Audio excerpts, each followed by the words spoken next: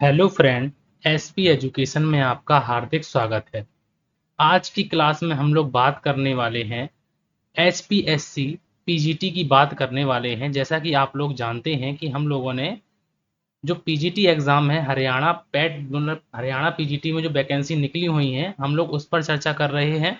और उसमें हम लोगों ने मैंने आप लोगों को बता दिया था कि किस प्रकार से तैयारी करनी है आप लोगों को, ये भी बता दिया था, ठीक है। और मैंने सिलेबस के बारे में भी मैंने आप लोगों को पहले नंबर सबसे पहले स्टार्टिंग में जो इन नोटिफिकेशन में क्लास आई थी, नोटिफिकेशन की मैंने वो उसमें मैंने आप लोगों को बता दिया है। क्लास नंबर 2 में मैंने आप लोगों को बिजनेस स्टडी के बारे में शुरू कर दिया है कि इंट्रोडक्शन ऑफ बिजनेस मतलब कि बिजनेस स्टडी सबसे पहले मैंने यहाँ पर शुरू किया है, आप लोग देख सकते हैं। और इसमें हम लोगों की ये क्लास नंबर 2 रहने वाली है। और मैंने कहा था आप लोगों से कि हम लोग डेली एक क्लास या 2 क्लासें आप लोगों को यहाँ पर मिलने वाली हैं। और भी जो क्लासें हैं जो हो चुकी हैं उनको आप लोग ज़रूर करें, क्योंकि मैंने आप लोगों को प्लेलिस्ट बना के दिखाई थी कल की क्लास में। एक प्लेलिस्ट थी, उसमें मैंने आप लोगों को ऑर्गेनाइजेशन की जो क्लासें हैं वो ज़्यादा से ज़्यादा क्लासें हो चुकी हैं, वो काफ़ी काम की हैं आप लोगों के, तो उनको ज़रूर करें। और मतलब चैनल पर एक बार विजिट करके देखें कि मैंने कितनी प्लेलिस्टें बनाई हुई हैं। चाहे हम लोग मैनेजमेंट की बात करें, चाहे हम लोग फाइनेंशियल अकाउंटिंग की बात करें, तो मतलब सिलेबस तो एक तरीके से ज़्यादातर सभी में सिलेबस पूरा ही है। बस कुछ टॉपिक हैं जो मुझे कराने हैं, लेकिन मैंने आप लोगों को दोबारा से शुरू किया है आप लोगों के मतलब कि सिलेबस को देखते हुए। तो सिलेबस में देख लेते हैं एक बार फिर से कि सिलेबस में हम लोगों ने ये देखिए यहाँ पर कि यहाँ पर मैंने इंट्रोडक्शन ऑफ बिजनेस में मैंने आप लोगों को कल कॉन्सेप्ट, कैरेक्टरिस्टिक्स, ऑब्जेक्ट, क्लासिफिकेशन और भी जो कई चीजें हैं जो कल रह गई थी उनको मैं आप लोगों को करने वाला हूँ। आज की क्लास में हम लोग बात करने वाले हैं distinctive features of business. Distinctive features of business में हम लोग किस पर चर्चा करने वाले हैं, तो हम लोग करने वाले हैं बिजनेस पर चर्चा करने वाले हैं। फिर उसके बाद उसके प्रोफेशन की बात करेंगे, कुछ क्वेश्चन उसके मतलब कि प्रोफेशन का मतलब क्या होता है, पेशे का मतलब क्या होता है, एंड एम्प्लॉयमेंट रोजगार के संबंध में हम लोगों को बातें करनी है और उनकी एमसीक्यू करने हैं। तो ये मानिए ये टॉपिक जो है आप लोगों के 3 क्लास में ये पहला टॉपिक आप लोगों का कंप्लीट हो जाएगा। पहली क्लास में हम लोगों ने कुछ क्वेश्चन किए थे, मतलब कि जैसे मान लो 18 से 20 क्वेश्चन तक हम लोगों ने पहली क्लास में किए थे। और आज भी हम लोग 15 16 क्वेश्चनों करने वाले हैं और कुछ जो कॉन्सेप्ट है उनको भी क्लियर करने वाले हैं। बस आप लोगों से रिक्वेस्ट है कि आप लोग बस सिलेबस के अकॉर्डिंग ही हम लोग पहले आप लोगों को सिलेबस दिखाएंगे, उसके बाद आप लोगों को आगे बढ़ाएंगे, ठीक है। लार्ज स्केल और स्मॉल स्केल बिजनेस क्या होते हैं इनके बारे में भी आप लोगों को बताएंगे। लेकिन अगली क्लास में आप लोगों को क्लास मिलने वाली है फर्म ऑफ बिजनेस, मतलब कि इसमें देखो लार्ज स्केल और स्मॉल स्केल में हम लोगों को बिजनेस जो है उनको मैं आप लोगों को बाद में बताऊंगा। लेकिन फिलहाल आप लोगों को कल की क्लास में जो नेक्स्ट क्लास में आप लोगों को कराने वाला हूँ वो है फर्म ऑफ बिजनेस ऑर्गेनाइजेशन, मतलब कि जो व्यवसायिक स्वामित्व क्या होते हैं, कि किस प्रकार के उनके स्वामित्व होते हैं। जैसे सेल प्रोप्राइटरशिप क्या होती है, इसे हम लोग कहते हैं एकाकी व्यापार। एकाकी व्यापार क्या होता है, संयुक्त हिंदू परिवार क्या होता है, पार्टनरशिप क्या होती है। ये मतलब कई बड़ा टॉपिक है, इस पर हम लोग चर्चा करने वाले हैं। हो सकता है एक क्लास में 2 क्लासों में ना हो पाए, 3 क्लासों में लगभग में इसके एमसीक्यू करेंगे हम लोग, ठीक है। तो मैं आप लोगों को अच्छी तरीके से तैयारी एक एक करके कराने वाला हूँ। भले ही एक दिन में 2 क्लासें करनी पड़े, लेकिन ज़्यादा से ज़्यादा हम लोग करने की पूरी कोशिश करने वाले हैं। तो आइए आज अपनी देखते हैं हम लोग आज की क्लास को। और आज की क्लास में लिखा क्या हुआ है कि डेस्टिनेटिव फीचर्स ऑफ बिजनेस के बारे में हम लोग बात करने वाले हैं। और ये क्लास नंबर आप लोगों की 2 रहने वाली है, ठीक है। अगर आप लोगों को चैनल पसंद आता है तो प्लीज़ आप लोग एसपी एजुकेशन चैनल को जरूर सब्सक्राइब करें, क्योंकि मैं आप लोगों के कॉमर्स की तैयारी के लिए बहुत ही ज़्यादा आप लोगों को कराने वाला हूँ। जो भी मुझे से बनेगा मैं आप लोगों को कराने वाला हूँ। तो चलिए अपनी क्लास को शुरू करते हैं बिना समय गवाए। सबसे पहले क्वेश्चन नंबर 1 में लिखा हुआ है, और क्वेश्चन नंबर में लिखा हुआ है 1 में कि व्यवसाय का सामाजिक उत्तरदायित्व है। व्यवसाय का जो सामाजिक उत्तरदायित्व है वो किसके प्रति है। और ये याद रखिए ये सारे के सारे क्वेश्चन किसी ना किसी कहीं ना कहीं एग्जामों में आए हुए हैं। और मैं आप लोगों को एक और सूचना दे रहा हूँ, सभी लोगों को स्वतंत्रता दिवस की हार्दिक शुभकामनाएं, ठीक है। तो हम लोग बात करने वाले हैं अपने टॉपिक की। तो व्यवसाय का सामाजिक उत्तरदायित्व क्या है, तो क्वेश्चन पर आते हैं और लिखा हुआ है व्यवसाय का सामाजिक उत्तरदायित्व क्या है। तो ग्राहकों के प्रति, उत्तरदायित्व है, या फिर सरकार के प्रति उत्तरदायित्व है, और अंशधारियों के प्रति उत्तरदायित्व है, या फिर इन सभी के प्रति उत्तरदायित्व है। तो इसका राइट आंसर आप लोगों को बताना है कि व्यवसाय का सामाजिक उत्तरदायित्व है। तो व्यवसाय का जो सामाजिक उत्तरदायित्व है तो वो इन सभी के प्रति है। तो व्यवसाय का जो सामाजिक उत्तरदायित्व है वो इन सभी के प्रति है, ग्राहकों के प्रति भी है, सरकार के प्रति भी है। तो यहाँ पर अगर आती है बात कि व्यवसाय क्या है और सामाजिक उत्तरदायित्व क्या है, तो इनके बारे में अगर हम लोग जानना चाहते हैं तो हम लोग जान सकते हैं कि व्यवसाय के बारे में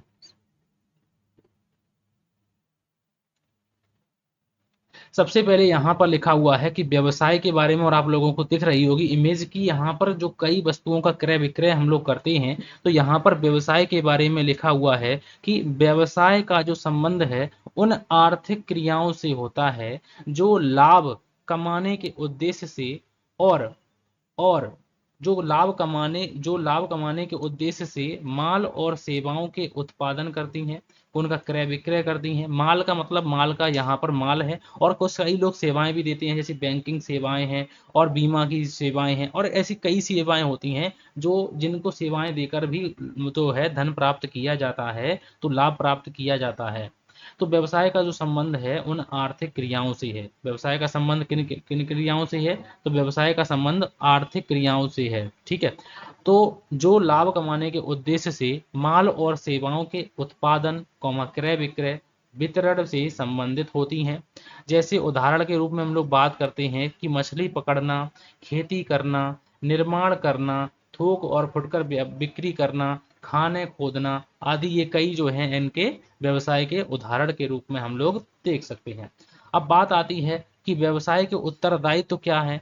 तो व्यवसाय के उत्तरदायित्व क्या है? तो इसका उत्तरदायित्व मतलब व्यवसाय का उत्तरदायित्व निम्नलिखित के प्रति होता है। किस किस के प्रति होता है, ये क्वेश्चन पूछा गया क्वेश्चन है। तो इसके देख लेते हैं कि किस किस के प्रति व्यवसाय का उत्तरदायित्व होता है। तो सबसे पहले लिखा हुआ है समाज के प्रति। समाज के प्रति उत्तरदायित्व होता है। उपभोक्ता, जो मतलब कि जो वस्तुएं उपभोग करता है उसके प्रति भी व्यवसाय का उत्तरदायित्व होता है। तीसरा नंबर लिखा हुआ है कर्मचारियों के प्रति, जो कर्मचारी लगे हुए हैं उनके प्रति भी व्यवसाय का उत्तरदायित्व होता है। ग्राहकों के प्रति भी उत्तरदायित्व होता है। सरकार के प्रति भी उत्तरदायित्व होता है। और नेक्स्ट लिखा हुआ है अंशधारियों के प्रति उत्तरदायित्व, और लिखा हुआ है लेनदारों के प्रति उत्तरदायित्व। तो ये सभी के प्रति इनका उत्तरदायित्व होता है। तो इसका जो राइट आंसर है, इस क्वेश्चन का जो सही आंसर क्या हो जाएगा कि ग्राहकों के प्रति उत्तरदायित्व होता है, सरकार के प्रति उत्तरदायित्व होता है, अंशधारियों के प्रति उत्तरदायित्व होता है। तो इसलिए इन सभी का इसका सही आंसर, ये सभी इसका सही आंसर हो जाएंगे। उसके बाद नेक्स्ट क्वेश्चन में लिखा हुआ है, और क्वेश्चन नंबर 2 में लिखा हुआ है कि क्वेश्चन नंबर 2 में लिखा हुआ है कि किसी सामान्य उद्देश्य अथवा उद्देश्यों की प्राप्ति के लिए विशिष्ट अंगों का मैत्रीपूर्ण संयोजन संगठन कहलाता है। तो ये उपरोक्त जो परिभाषा है ये किस विद्वान की परिभाषा है कि किसी सामान्य उद्देश्यों एवं उद्देश्यों की प्राप्ति के लिए विशिष्ट अंगों का मैत्रीपूर्ण संयोजन जो है वो संगठन कहलाता है। तो इसका राइट आंसर आप लोगों को बताना है। तो ये बात किसकी है? तो ये बात है डेविस महोदय की है, उर्विक साहब की है, या फिर स्प्रिंगल साहब की है, या फिर हेने साहब की है। तो इसका राइट आंसर क्या हो जाएगा? इसका राइट आंसर जो हो जाएगा वो हो जाएगा हेने, इसका सही आंसर हो जाएगा कि किसी सामान्य उद्देश्य अथवा उद्देश्यों की प्राप्ति के लिए विशिष्ट अंगों का मैत्रीपूर्ण संयोजन जो संगठन कहलाता है, ये बात कही थी हेने साहब ने। तो इसका राइट आंसर क्या हो जाएगा? डी ऑप्शन बिल्कुल सही आंसर हो जाएगा। ठीक है। उसके बाद नेक्स्ट क्वेश्चन में लिखा हुआ है, और क्वेश्चन नंबर की बात करते हैं कि निम्नलिखित में से कौन सा वक्तव्य सही है। इनमें से जो है वो कौन सा वक्तव्य जो है, वाक्य जो है वो सही है। व्यवसाय एक आर्थिक क्रिया है। कॉलेज की क्रिकेट टीम द्वारा टूर्नामेंटों में भाग लेना एक व्यवसाय है। तो बिल्कुल नहीं। मूल्य वृद्धि की रोकथाम करने के लिए कुशल व्यावसायिक संगठन की आवश्यकता होती है, या फिर लाभ कमाना व्यवसायिक संगठन का उद्देश्य नहीं है। तो ये तीनों ही जो है वक्तव्य सही नहीं है। तो इनका जो सही आंसर है वो क्या हो जाएगा कि व्यवसाय एक आर्थिक क्रिया है। अब बात आती है, कल भी मैंने आप लोगों को बताई थी कि व्यवसाय आर्थिक क्रिया जो है व्यवसाय का एक व्यवसाय जो है वो एक सेकेंड, इसमें जो सही आंसर लिखा हुआ है, एक सेकेंड मैंने देखा नहीं, सॉरी। व्यवसाय एक अनार्थिक क्रिया है, नहीं अनार्थिक क्रिया नहीं है। व्यवसाय एक कैसी क्रिया है? व्यवसाय एक आर्थिक क्रिया है। कॉलेज की क्रिकेट टीम जो है टूर्नामेंटों में भाग लेती है, तो ये भी व्यवसाय नहीं है। लाभ कमाना व्यवसायिक संगठन का उद्देश्य नहीं है, ये भी बात बिल्कुल गलत है। ये तीनों बातें गलत हैं, ए बी और डी गलत है। लेकिन मूल्य वृद्धि रोकथाम के लिए कुशल व्यवसायिक संगठन की स्थापना आवश्यकता है। तो इसका राइट आंसर क्या हो जाएगा? तो इस क्वेश्चन का जो सही आंसर है वो हो जाएगा सी ऑप्शन, बिल्कुल सही आंसर हो जाएगा। बाई मिस्टेक मैंने आप लोगों को बता दिया ए ऑप्शन, लेकिन ए ऑप्शन नहीं है, वहां पर अनार्थिक क्रिया है। अब आर्थिक क्रिया और अनार्थिक क्रिया कौन सी होती हैं कल भी मैंने बताया था आप लोगों को, लेकिन आज मैं आप लोगों को यहाँ पर बता रहा हूँ कि आर्थिक क्रिया कौन सी क्रियाएं होती हैं। तो लिखा हुआ है इकोनॉमिक एक्टिविटी। तो वे क्रियाएं जिनका उद्देश्य धन कमाना होता है उन्हें हम आर्थिक क्रियाएं कहते हैं। जैसे वस्तुओं का क्रय विक्रय करना, अभी देखा था आपने, वकालत करना, बीमारों की चिकित्सा करना, किसी कारखाने में नौकरी करना। तो ये सभी जो है वो धन प्राप्त के लिए करते हैं हम लोग। तो ये सभी जो है वो कैसी क्रियाएं हैं? आर्थिक क्रियाएं हैं। जैसे हम लोग अगर मान लो मतलब खेती करते हैं, तो ये भी तो हम लोगों की आर्थिक क्रियाएं हैं। आर्थिक क्रियाएं हैं, ये भी तो हम लोगों की, जानवरों को अगर हम लोग रखते हैं तो ये भी तो हम लोगों की आर्थिक क्रियाएं हैं। तो ये सारी की सारी जो है इकोनॉमिक एक्टिविटी हैं। अब यहाँ पर लिखा हुआ है कि आर्थिक क्रियाएं कितने प्रकार की होती हैं? तो आर्थिक क्रियाएं 3 प्रकार की होती हैं। अब वो कौन कौन सी आर्थिक क्रियाएं होती हैं जो 3 प्रकार की होती हैं? तो उनमें लिखा हुआ है सबसे पहले व्यवसाय। व्यवसाय भी हम लोगों का आर्थिक क्रिया में आता है। पेशा हम लोगों का आर्थिक क्रिया में आता है, और रोजगार हम लोगों का आर्थिक क्रिया में आता है। तो इसलिए ये तीनों ही जो हैं वो आर्थिक क्रियाएं हैं। तो आर्थिक क्रिया के अगर प्रकार पूछे जाते हैं तो बिजनेस मैंने अभी आप लोगों पर चर्चा की है। अभी मैं आप लोगों को पेशे के बारे में बताऊंगा और रोजगार के बारे में बताऊंगा, क्योंकि ये टॉपिक ही हम लोगों का है, बिजनेस, प्रोफेशन और एम्प्लॉयमेंट के बारे में हम लोगों को समझना है। ठीक है, लेकिन मिक्स क्वेश्चन इस प्रकार से करने हैं कि कॉन्सेप्ट भी साथ ही साथ में क्लियर हो जाए और क्वेश्चन की प्रैक्टिस भी साथ ही साथ में हो जाए। इस प्रकार से आप लोगों को पढ़ाई करनी है। अब 4 नंबर क्वेश्चन में क्या लिखा हुआ है इसके बारे में जान लेते हैं। 4 नंबर क्वेश्चन में लिखा हुआ है कि व्यापार का आशय है। व्यापार का जो आशय है वो मैंने आप लोगों को बताया हुआ है कि व्यापार का आशय वस्तुओं का क्रय विक्रय करना है, वस्तुओं का निर्माण करना नहीं होता है। बीमा और बैंकिंग ये नहीं होता है, वस्तुओं का क्रय विक्रय करना ही व्यापार है। तो इसका राइट आंसर क्या हो जाएगा? तो इस क्वेश्चन का जो राइट आंसर है वो क्या हो जाएगा कि व्यापार का जो आशय है वो वस्तुओं का क्रय विक्रय करना है। तो इसका राइट आंसर है सी ऑप्शन, बिल्कुल सही आंसर हो जाएगा। और बिल्कुल बातें बिल्कुल समझ में आ रही होंगी, हम लोग टॉपिक पर ही हैं, कोई अलग बातें नहीं करेंगे। ठीक है, क्योंकि कम समय में हम लोगों को ज़्यादा अध्ययन की बात करनी है, टाइम खराब नहीं करना है।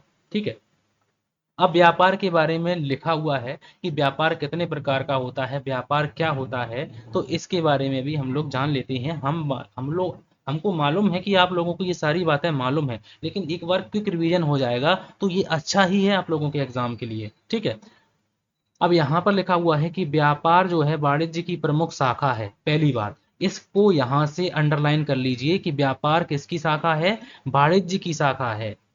ठीक है, अब वाणिज्य के अंतर्गत अगर हम लोग बात करते हैं तो वाणिज्य के अंतर्गत वाणिज्य का अगर हम फॉर्मूला की बात करते हैं तो यहाँ पर ये फॉर्मूला बनता है कि व्यापार प्लस व्यापार के सहायक। और कल मैंने व्यापार के सहायक आप लोगों को बताए थे, रेलवे है, परिवहन है, यातायात, या जैसे यातायात की बात करें, संचार की बात करें, भंडारण की बात करें, बैंकिंग से संस्थाओं की बात करें, ये सभी जो है वो मैंने व्यापार के सहायक में मैंने आप लोगों को कल बताई थी। और व्यापार के बारे में मैं आप लोगों को, जानते हैं आप लोग कि व्यापार के अंतर्गत वस्तुओं का क्रय विक्रय लाभ कमाने के उद्देश्य से किया जाता है। और अभी तो मैंने आप लोगों को बताया है कि वस्तुओं का क्रय विक्रय लाभ कमाने के उद्देश्य से अगर हम लोग करते हैं तो उसे व्यापार कहते हैं। अतः व्यापार का आशय क्रेता व विक्रेता दोनों के पारस्परिक लाभ के लिए वस्तुओं के विनिमय से है।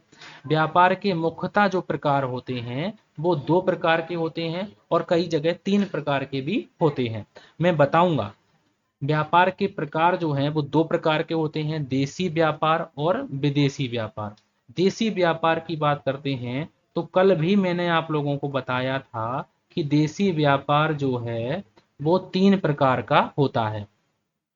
देसी व्यापार तीन प्रकार का होता है। एक होता है स्थानीय व्यापार,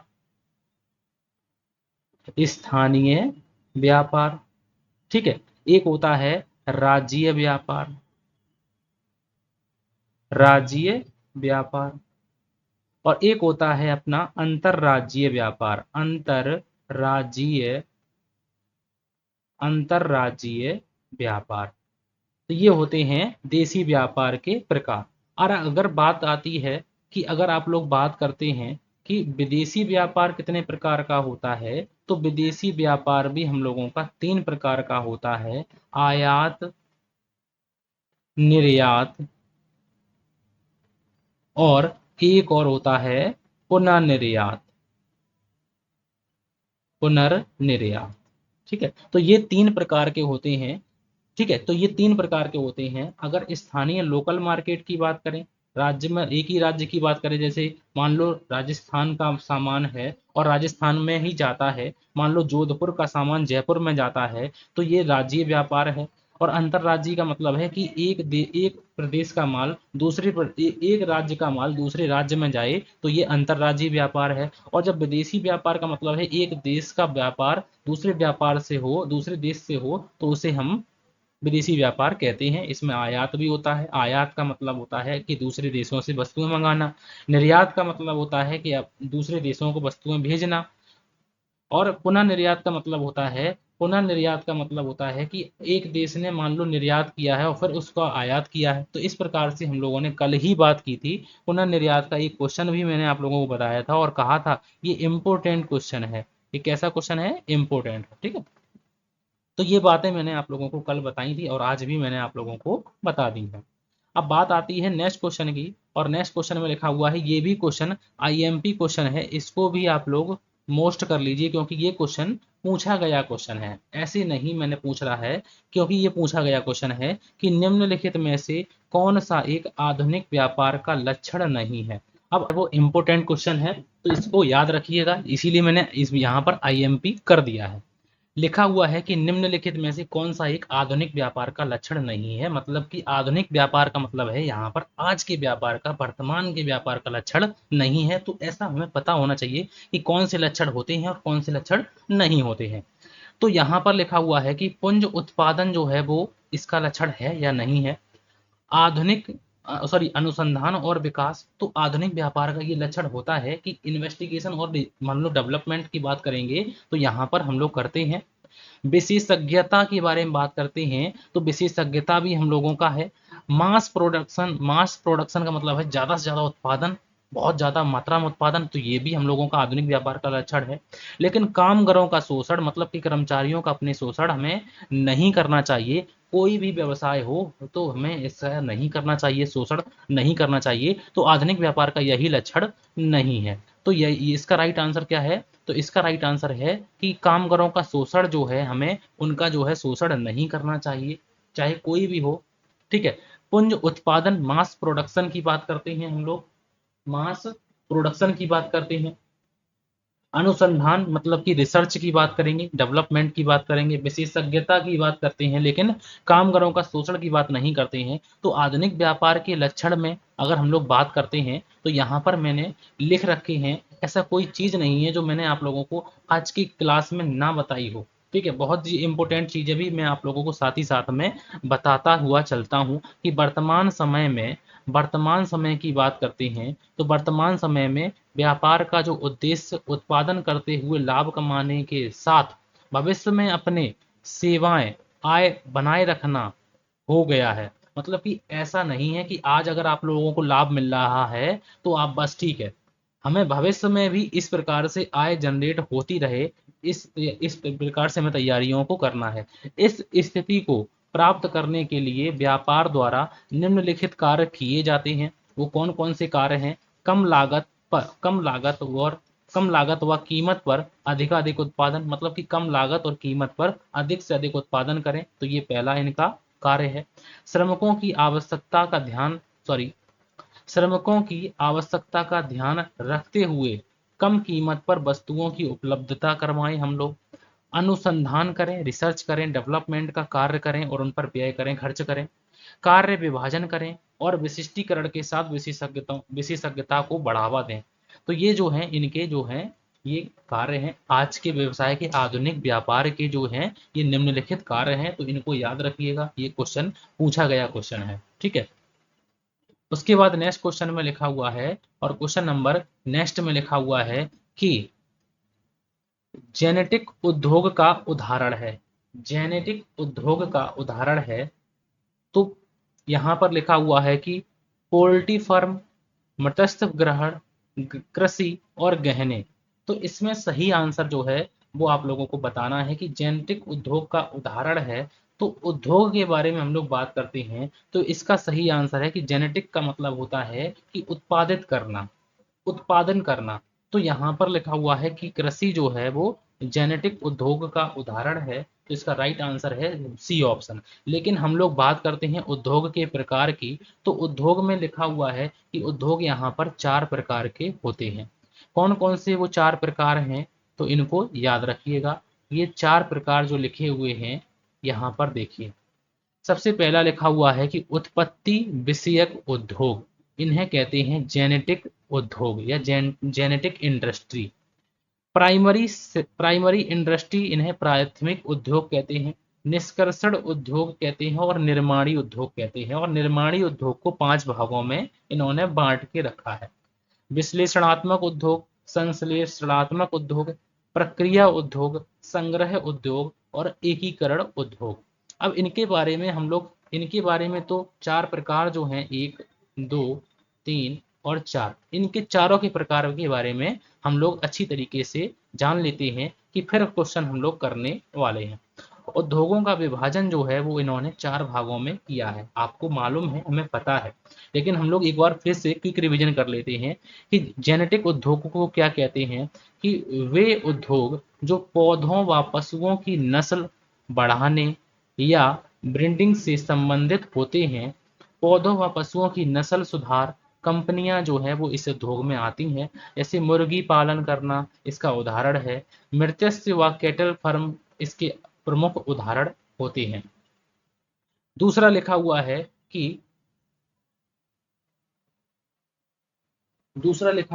कि प्राथमिक उद्योग। तो यहाँ पर लिखा हुआ है कि ये वे उद्योग हैं जिनमें मनुष्य थोड़ा सा शारीरिक परिश्रम करके प्रकृति से प्राप्त पदार्थ प्राप्त करता है, जैसे कपास, जूट, गन्ना व मछलियां आदि। तो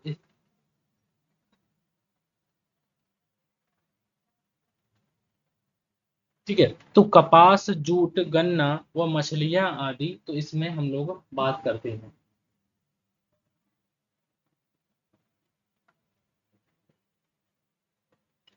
फिर उसके बाद लिखा हुआ है कि एक्सट्रैक्टिव उद्योग में लिखा हुआ है कि निष्कर्षणात्मक उद्योग में लिखा हुआ है कि ये वे उद्योग हैं जिनका संबंध पृथ्वी, सागर, वायु से विभिन्न प्रकार के उपयोगी पदार्थों को प्राप्त करके उन्हें कच्चे माल अथवा निर्मित माल के रूप में प्रयोग करना, जैसे खनिज व लकड़ी से हम लोग बनाते खनिज खनिज जो जैसे कोयला है और जो सोना चांदी है जिसको हम लोहा है, तो ये सभी जो है निष्कर्षणात्मक उद्योग हैं। प्रकृति से हमने क्या किया, प्रकृति से हमने उनको पदार्थों को अपने उपयोगी बनाया है, तो इसलिए ये हम लोगों का इसमें आ जाते हैं, निष्कर्षणात्मक उद्योगों में हम लोग आ जाते हैं।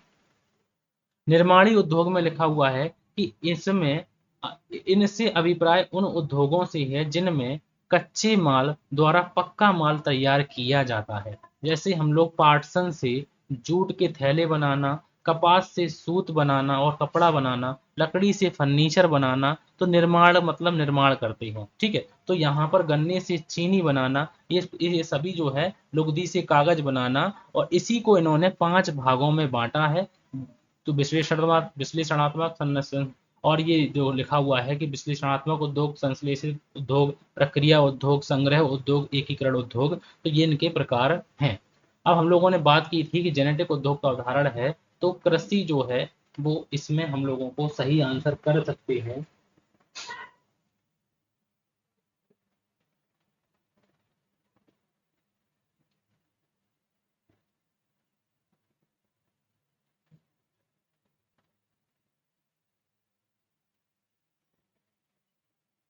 ठीक है, तो इसमें जो है इसका सही आंसर जो है आप लोगों को, अब इस क्वेश्चन का सही आंसर आप लोगों को बताना है 7 नंबर में कि निम्नलिखित में से कौन सा एक निष्कर्षणात्मक उद्योग का उदाहरण है।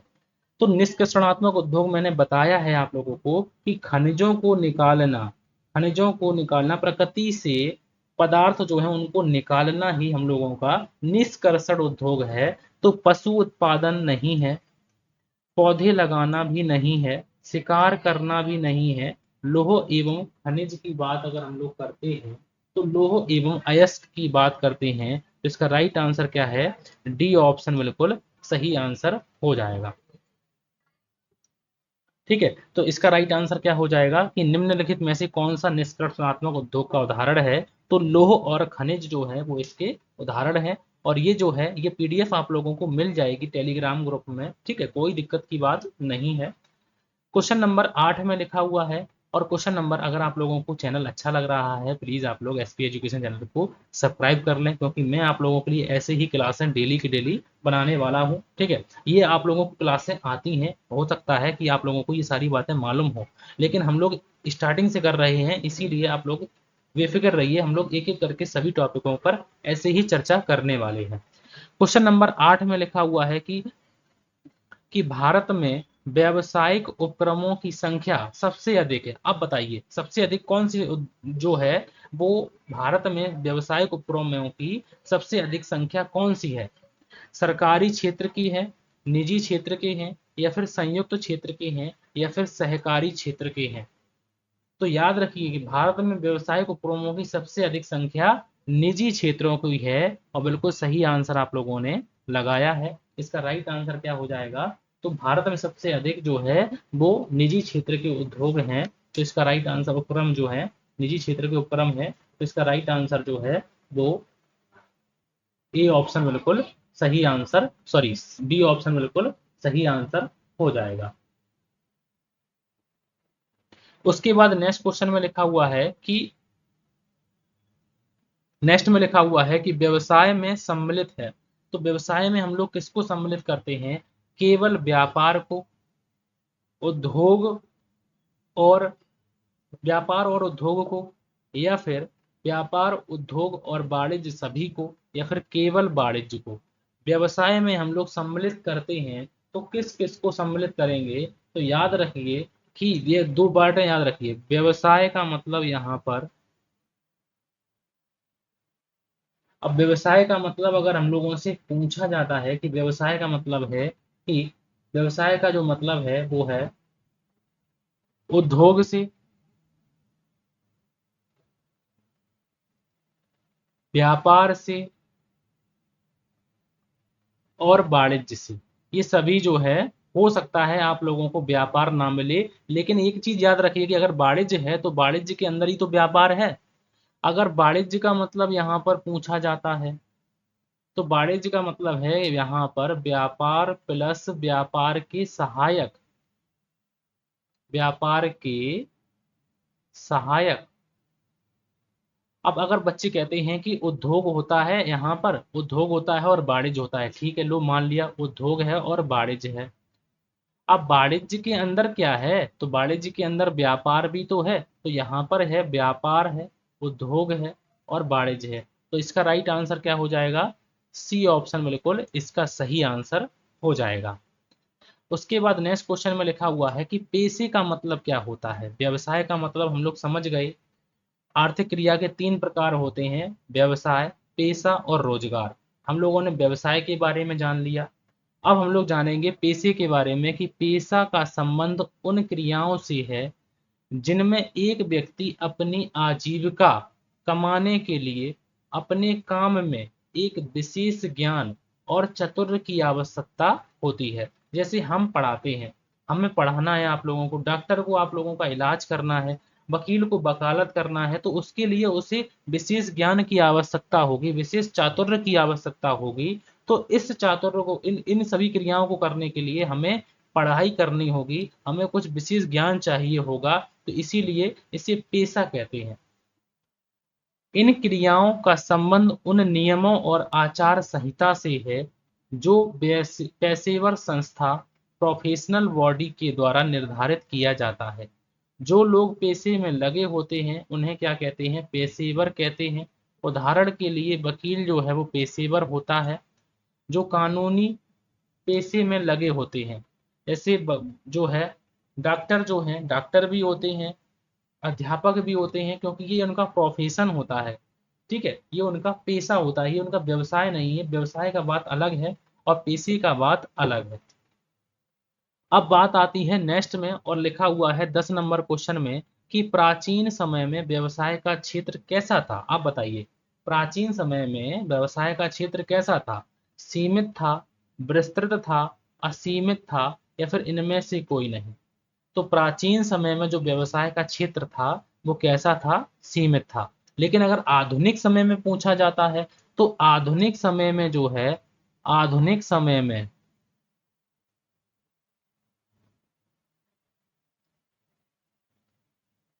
आधुनिक समय में कैसा है, तो आधुनिक समय में जो है वो असीमित है, विस्तृत है।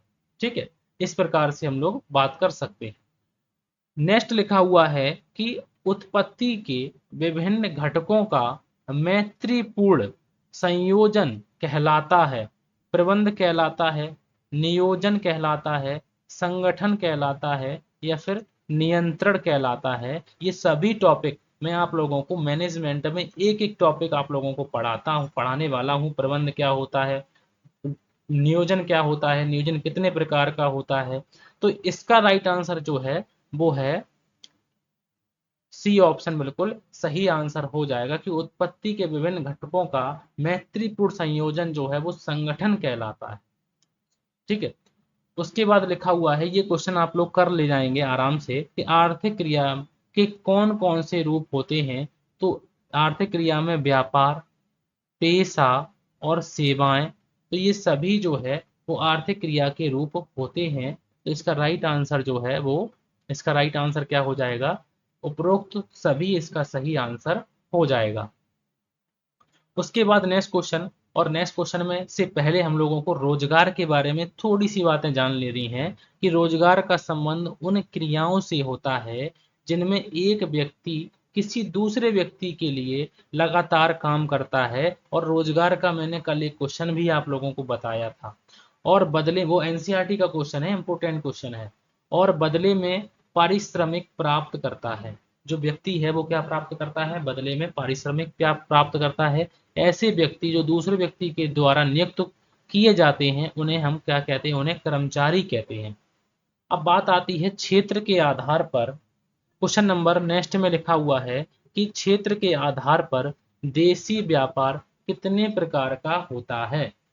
अब क्षेत्र के आधार पर जो व्यापार होता है, जो देशी व्यापार पूछा है, यहाँ पर देशी व्यापार के बारे में पूछा है।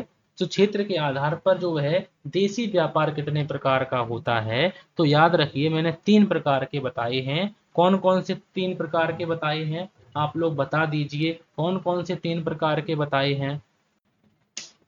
तो वो 3 प्रकार के हम लोगों ने बताए हैं, स्थानीय व्यापार, सॉरी 1 सेकेंड, स्थानीय व्यापार, राज्यीय व्यापार, बिल्कुल सही, बिल्कुल सही, अंतर्राज्यीय व्यापार, बिल्कुल सही, अंतर्राज्यीय व्यापार। तो ये तीनों प्रकार हमने बताए हैं, अभी मैंने आप लोगों को बताए और कल भी बताए हैं। तो इसका राइट आंसर क्या हो जाएगा? बी ऑप्शन बिल्कुल सही आंसर हो जाएगा। ठीक है, उसके बाद नेक्स्ट क्वेश्चन में लिखा हुआ, इस क्वेश्चन का राइट आंसर आप लोग बता दीजिए कि मात्रा के आधार पर देशी व्यापार कितने प्रकार का होता है? मात्रा के आधार पर देशी व्यापार कितने प्रकार का होता है? तो मात्रा के आधार पर जो व्यापार होता है वो 2 प्रकार का होता है, देशी व्यापार 2 प्रकार का होता है। और आज का हम लोगों का आखिरी क्वेश्चन लिखा हुआ है कि शिकार करना उदाहरण है। शिकार करना किस प्रकार के उद्योग का उदाहरण है? रचनात्मक उद्योग का उदाहरण है, निर्माणी उद्योग का उदाहरण है, या फिर निष्कर्षण उद्योग का उदाहरण है? शिकार करना उदाहरण है, इसका सही आंसर आप लोगों को बताना है। तो शिकार करना हम लोगों का जो राइट आंसर है तो वो क्या हो जाएगा? निष्कर्षण उद्योग का उदाहरण है। तो इसका राइट आंसर है जो है वो है सी ऑप्शन, बिल्कुल सही आंसर हो जाएगा। मैं आप लोगों को कम्युनिटी पोस्ट में, जब मैं यूट्यूब में कम्युनिटी पोस्ट होती हैं तो उसमें मैं आप लोगों को उद्योग के प्रकार और उनके उदाहरण के साथ में आप लोगों को बता दूंगा वहां पर। उसके लिए वीडियो नहीं बनानी पड़ेगी, उसके लिए मैं आप लोगों को बस लिख कर बता दूंगा। आप लोगों को बस आप लोगों को एक्टिव रहना है, एसपी एजुकेशन चैनल को सब्सक्राइब कर लेना है। और ये आप लोगों की क्लास नंबर हम लोगों ने 1 की हुई थी। ठीक है, इंट्रोडक्शन ऑफ बिजनेस के बारे में मैंने यहाँ पर जो है मल्टीप्लाई क्वेश्चन किए थे, एमसीक्यू क्वेश्चन किए थे, तो उनको आप लोग जरूर करिए। ठीक है, तो अगर आप लोगों को क्लासें अच्छी लगती हैं तो प्लीज़ आप लोग एसपी एजुकेशन चैनल को सब्सक्राइब कर लें, वीडियो को लाइक कर दें। तो आज की क्लास के लिए हम लोग यहीं पर रखते हैं। तो आज की क्लास के लिए थैंक यू फॉर वॉचिंग।